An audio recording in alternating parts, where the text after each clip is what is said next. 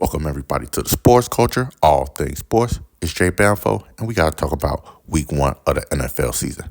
But before we get into that, like, comment, share, subscribe, and thanks for your support.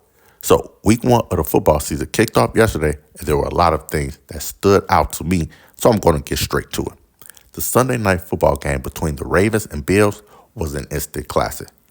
After trailing by 15 with less than 5 minutes to play, the Bills made a miraculous comeback led by Josh Allen to win 41-40. Josh Allen passed for 394 yards, threw 2 touchdown passes, and ran for 2 more. Lamar Jackson and Derrick Henry also had great games, but when Derrick Henry fumbled, that led to the start of the comeback. Both teams showed why they are the best in the AFC, and I was glad I was able to stay up to finish that instant classic game. Next up is the Jets versus Steelers, as both quarterbacks, Aaron Rodgers and Justin Fields, played their former teams. Even though Aaron Rodgers played great and went on to defeat the Jets, what stood out more than anything was the play of Justin Fields. Fields looked like a franchise-type quarterback yesterday versus the Steelers. He completed 16 of 22 passes for 218 yards and a touchdown while also rushing for 48 yards and 2 touchdowns.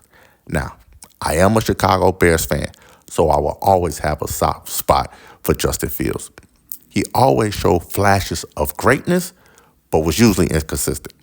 I'm happy for him and will continue to root for his success in New York. Now let's move on and talk about the pathetic Miami Dolphins. They lost on Sunday to the Colts 33-8 and looked like a team that's already given up on the season.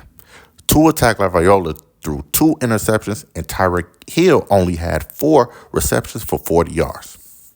There isn't one positive thing I can say about the Miami Dolphins.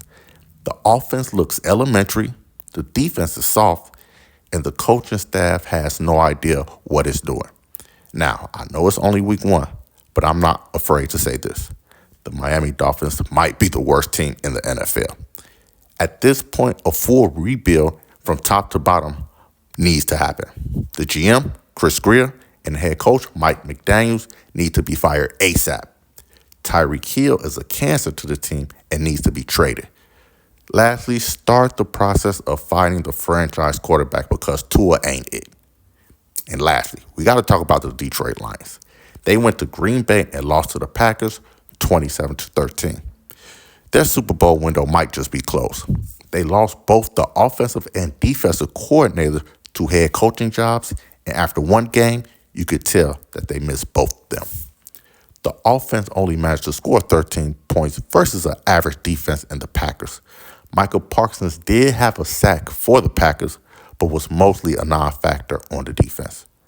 The Lions played their former coordinator Ben Johnson and the Chicago Bears in week 2. It's not too early to say a game is a must-win, but that game is a must-win game for the Lions if they want to contend for a championship.